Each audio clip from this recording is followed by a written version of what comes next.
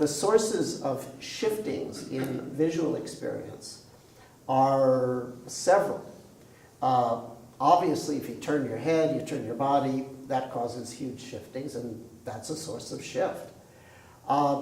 Then you have what might be called the large-scale movements of the eyes, or like side, side, side, side. But then there's like sight, but then I could be aware of shift, shift, shift, like smaller movements from place to place within the object.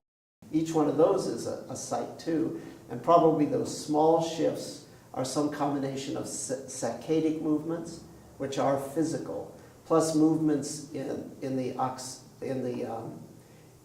visual cortex, where in the brain the center of attention is shifting around, even though there's not a physical basis for it.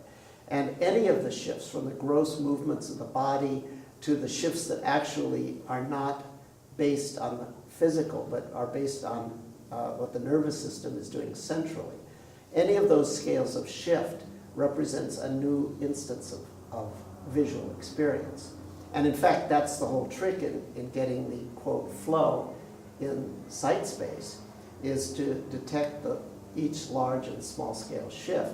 And just like the body, as you become aware of how the attention shifts around, starts to become undulatory and soft, the external visual experience goes through a similar change as you're sort of with each shift like that.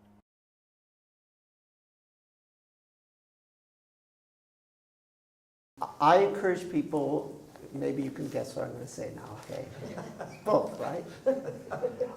Do it with the glasses on so that you get, the normal 20/20. But also the glasses off, well, that's just a little bit like Yaza or something. Right. It's artificial, but it could be a platform to learn some stuff. I myself now am in total pixelated flow.